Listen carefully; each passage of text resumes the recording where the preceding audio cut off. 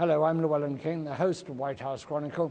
We're coming to you again from the capital of the United States, from the capital itself, where we are at a briefing on immigration and how taxation can affect and possibly resolve the immigration standoff. The briefing has been organized by an outfit called the Immigrant Tax Inquiry Group. They can be seen on the web, and some interesting thoughts on taxation, like taxing the immigrant, taxing the employer, and issuing a work permit. At least that gets rid of the toxicity of should it be citizenship, should it be deportation. Sean O'Neill is an expert on public affairs. He has worked in the field most of his professional life and has done such things as represent utilities when they have difficult problems with power plants, seat belts, the introduction of seat belts, many things that we take for granted in life today. Sean had some role in promoting, either politically or certainly in terms of the media. And now, Sean, you work with the Immigrant Tax Inquiry Group and have for, what, 4 years or something? What drew you to this particular calling? Mark Jason, the executive director of the Immigrant Tax Inquiry Group, taught me a lot about immigration, and it is really an issue of our time. It's an issue that's got to be fixed because the U.S. taxpayer is paying for overburdened school systems and health care, all of our essential services, including fire, police, and our court systems. It's unfair to the taxpayer as well as the immigrants themselves and the people who gratefully employ them. There's a big market for immigrants coming into the United States, working in factories, on farms, all kinds of, even in the IT business. And the core of what you're proposing is this 5+5, or the third way, as it says here, which is a way of saving people from the extremes, the toxic extremes of deportation or citizenship, which upsets a lot of people. What sort of reception are you getting on Capitol Hill? This conference, this briefing that you've organized, has been very well received, very well attended. People are just winding down at the other end of this room. You can hear them winding down or winding up, perhaps. Do you think you're winning this battle? It's a beginning. There are so many different proposals out there, and they're all very principled proposals, and nobody wants to budge an inch. And it's going to take a small compromise from everyone, but it's going to take the hard work of having intelligent discussions about the many facets of immigration. It's very complicated, but at the same time, it may be that we need an efficient, elegant solution that covers a host of different issues that come up. In my reporting, I've been interested that nobody has been upset by the idea of the tax. They've been quite welcoming of it. Well, actually, there was a paper done in a law journal out in Minnesota about 10 years ago, and the title of it was, "Is the IRS the Solution to Immigration?" It was done by 3 attorneys, or law students at the time, and Mark Jason, coming from the IRS, understands a lot of the facets of that aspect of it.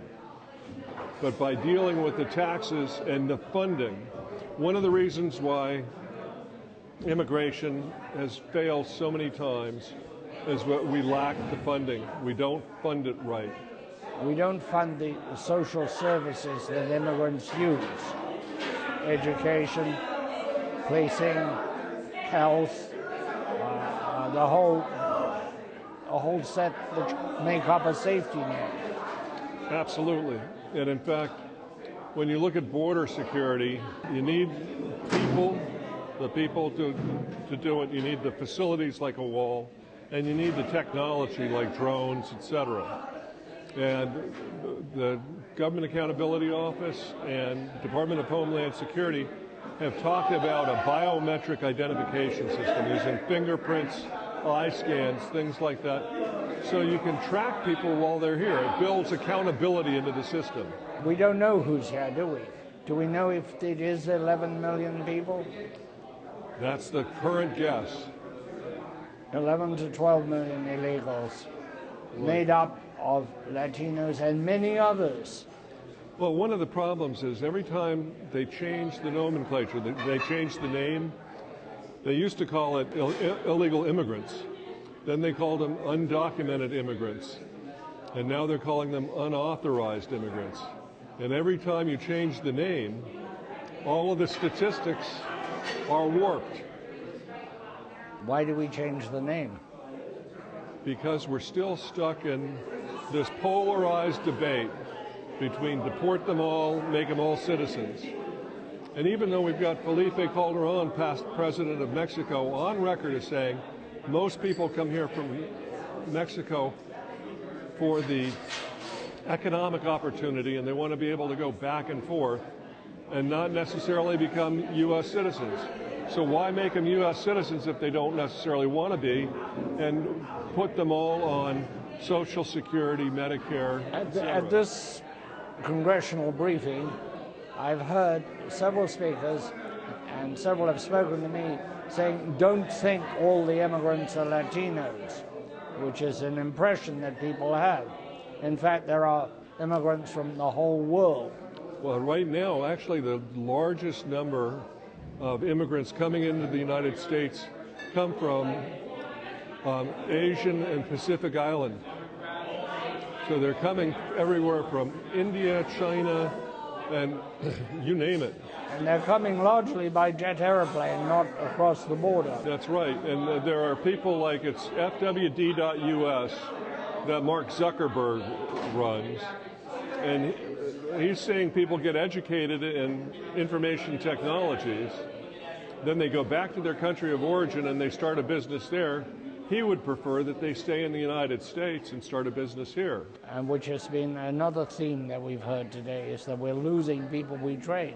Right. We train people and we make competitors of them because we make them go home. Thank you so much, Sean O'Neill. Thank you. Great briefing, fabulous undertaking. Cheers. Thank you.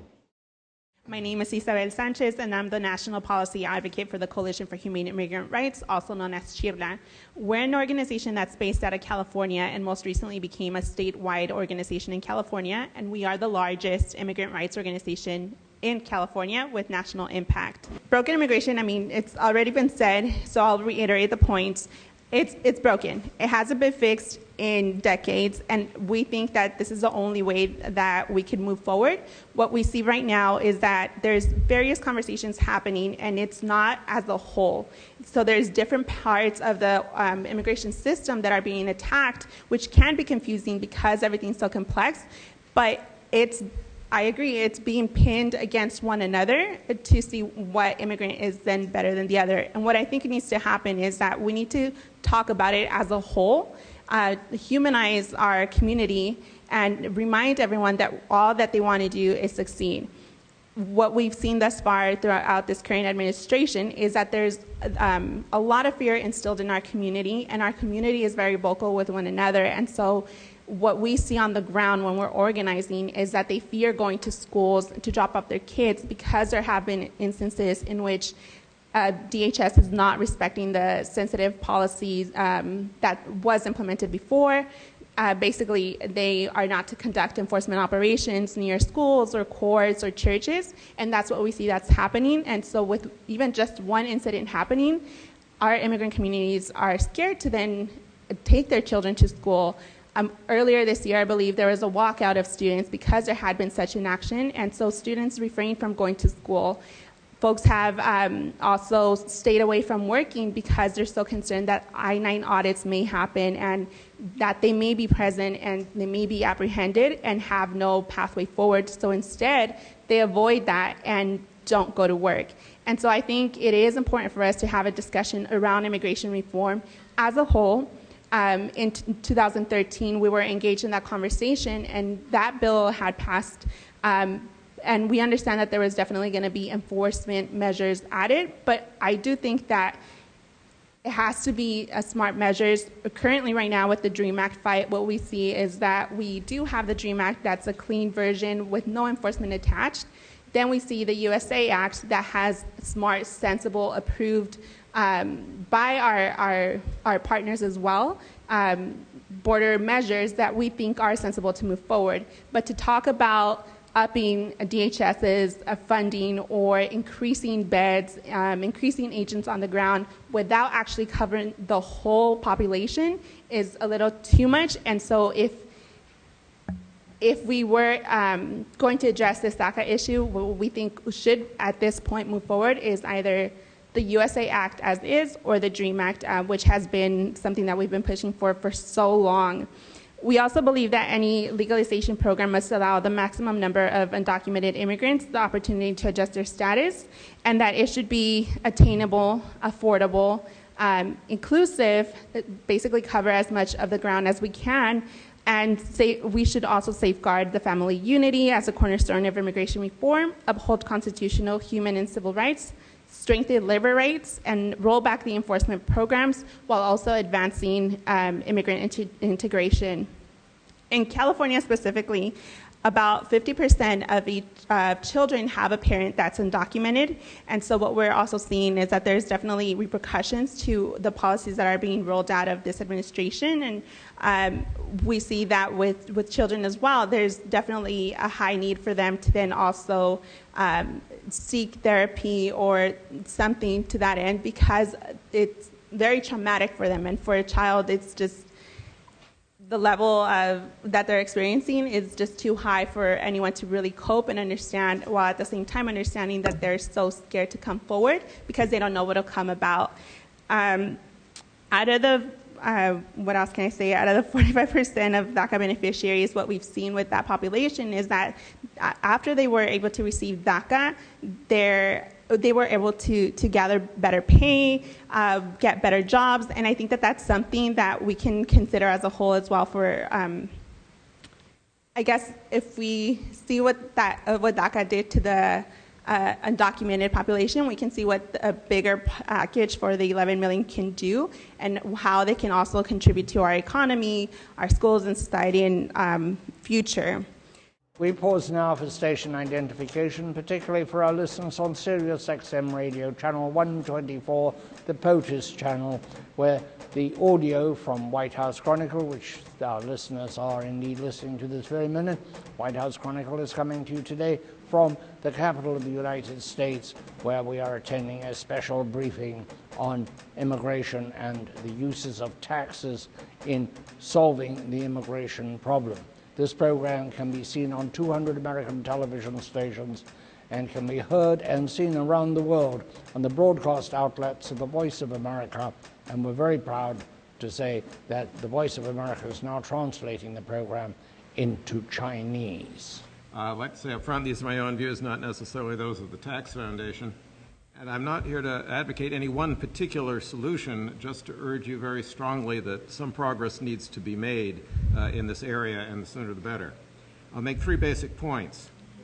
We could spend a lot of resources dealing specifically with the issue of illegal immigration and trying to block it.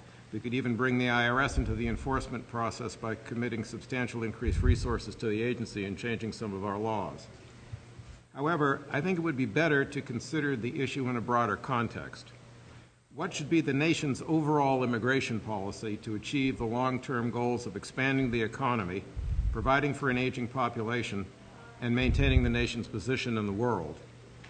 In my view, achieving these goals suggests that we not only expand legal guest worker arrangements to encourage above-ground economic activity, but also that we permit more permanent immigration to maintain the growth of the population. That would be good for the economy and the federal budget over time.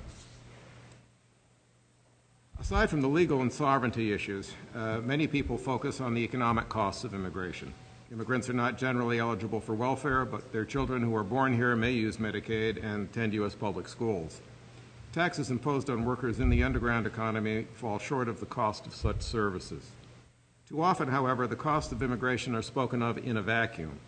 There are clear economic benefits from immigration and geopolitical gains as well. These benefits far outweigh any short-run costs.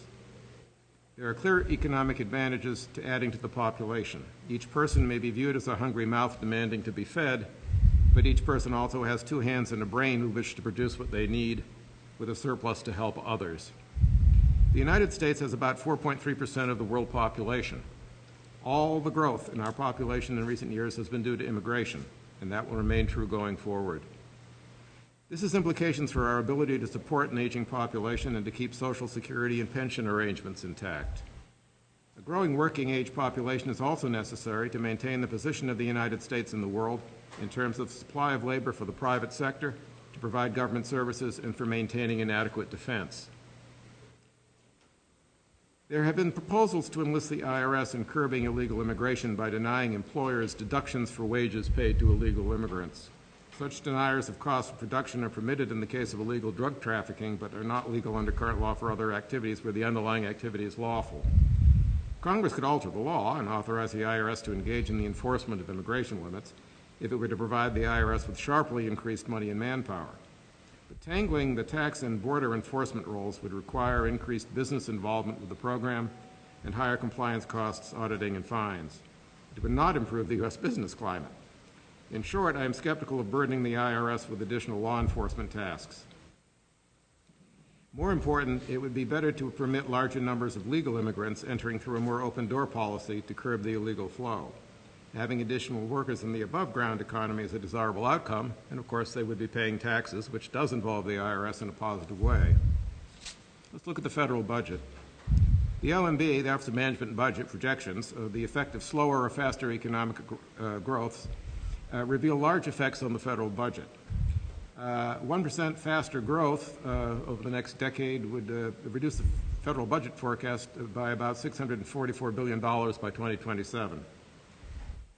This is a powerful source of revenue to do what we need to do. Growth is important, and to have growth, you need a growing workforce. Let's look at Social Security.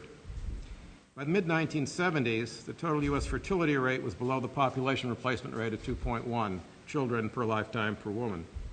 Since then, the fertility rate has touched the replacement rate in only 2 years, 2006 and 2007, before dipping well below it once again. The Centers for Disease Control and Prevention estimates that the lifetime fertility rate in 2017 was about 1.76. Now, these events are not hard to find. They're in the trustees' report. They're in recent articles. Just the last couple of weeks, we've had reports of lower fertility growth, and we've had reports on many other features of slow growth in the labor force and how they affect us here and abroad.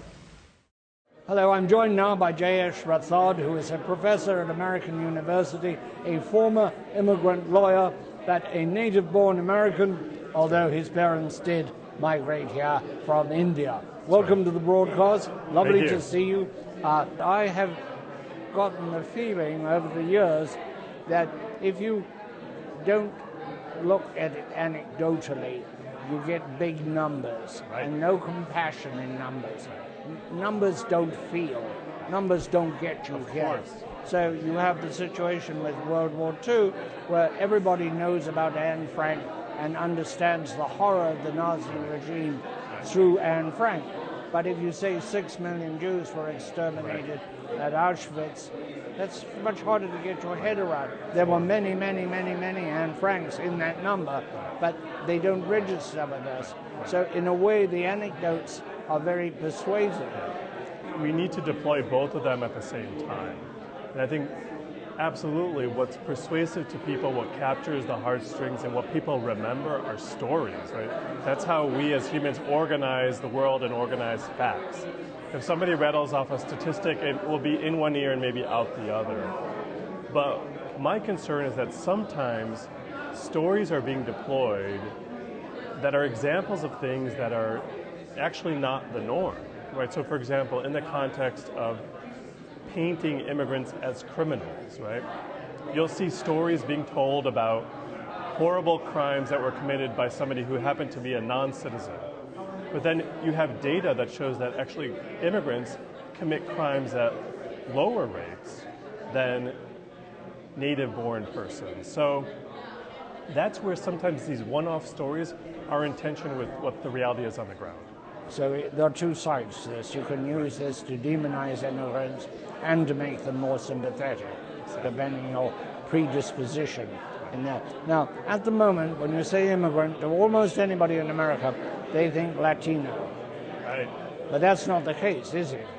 There are 80 languages in the public schools of Los Angeles, which suggests that immigrants are not coming from... It's not 2 languages, there's 80. Right. Which means that there's a huge catchment.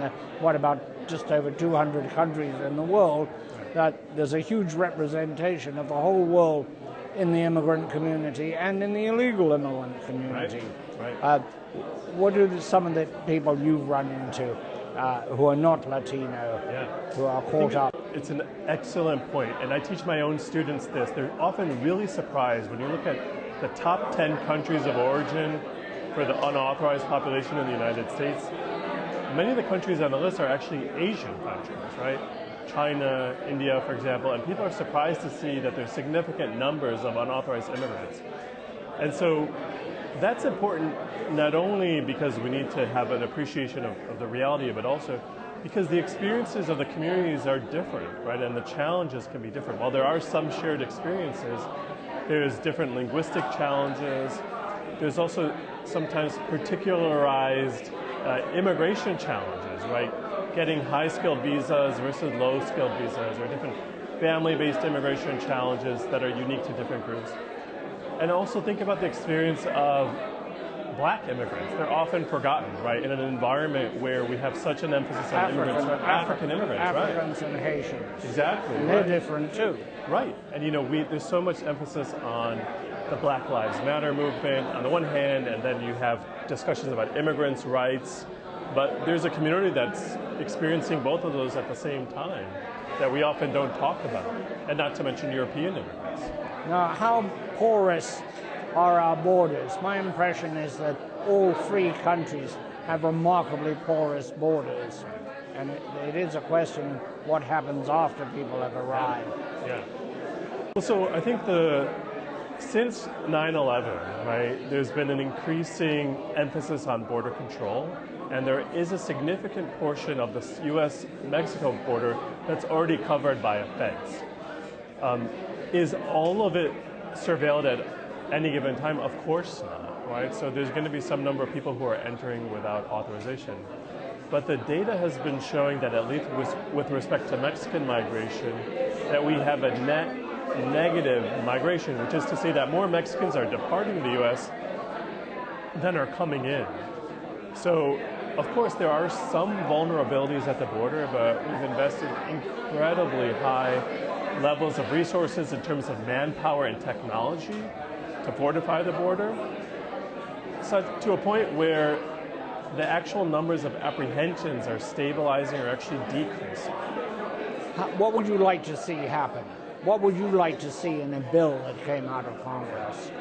Well, I'm a big fan of comprehensive solutions, and I think it's difficult in this political climate, but we need a bill that addresses some of the economic and workplace concerns, that continues to preserve the importance of family reunification, but also one that takes into consideration issues of border control and national security.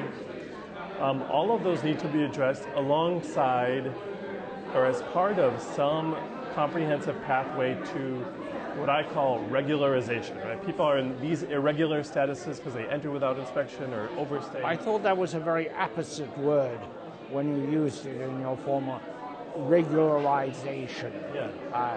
Because that's what you're looking at. That's what you're looking at people whose domicile de facto is here. Right. And has been here often for a very long time. That's right. Right. Or like the Dhaka people who are here through no fault of their own and know nothing else. Right.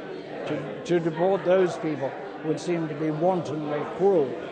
That's right. And so with these people who already have substantial ties to our country, but just happen either through an individual choice or the choice of another to be in an irregular immigration status. And I think that term is also helpful because it helps to underscore that the immigrant status or their manner of entering the country is just one slice of their overall identity and their relationship to the country, right? The fact is, isn't it, Professor, that our immigration problems here in the United States are quite mild compared with some countries. There are people pouring across the Mediterranean from North Africa into Europe. There are people coming out of Eastern Europe into Western and Northern Europe. The world is on the move. There were 3 million illegals living in Venezuela who are now Colombia, going somewhere else. Right. You have 2 to 3 million Zimbabweans in South Africa because the mess in Zimbabwe. And this is a world problem, a world phenomenon. We are really rather lucky that we have somewhat defendable borders and that we have the resources that we do. We do have an opportunity just to show our leadership on this issue, right? Because you're right that we have some good systems in place, but this is a global challenge. And what's interesting to observe is that other countries are actually stepping up to the challenge. What does it mean for, in the 21st century, to respond to the challenge of global migration? What does that mean in terms of domestic policies? What does it mean in terms of regional and international cooperation? And I fear that we're losing that policy leadership and also moral leadership, and we're ceding the ground on that issue to other countries in Europe, South America, Asia that are actually much more creative and forward-thinking about what does it mean to deal with global migration. You also, in the end, have to start looking at how you can spread wealth in the world to stop the migration. If you don't, you get things you don't want. Immigrants, drugs, terrorism. Right. And so it's a large subject. Yeah, I mean, I think your Immigration 101, right, tells you that in order to address migration, you need to address root causes. You're an attorney from Columbia University, rather highly rated university. Are you glad you took up immigration? Generally, people coming out of the top universities tend to go into corporate law or something like, not into immigration. How come you went into immigration? Yeah, that's a great question. So for me, the topic is both intensely intellectually challenging and stimulating, but also has a really compelling human and personal dimension, right? So immigration law, we often joke, the only thing that's worse than the immigration code is the tax code, right, in terms of its complexity. So if you're looking for an intellectual challenge, immigration law is absolutely an exceptional field to be in, and the law is always changing. But also if you're looking to make a difference as an attorney and to make an impact on people's lives, right, there's fewer things that are more transformative as an attorney than helping somebody navigate the process and moving from a situation of uncertainty to having stability, right? Moving from fear to security. And of course for me, because my parents themselves went through that experience, it's something that I'm deeply motivated to work on. It's a great pleasure to talk Likewise. to you. Thanks. Thank you so much. Thanks. That is the end of our two-part journey into immigration and its possible solutions. Thank you for coming along. Cheers.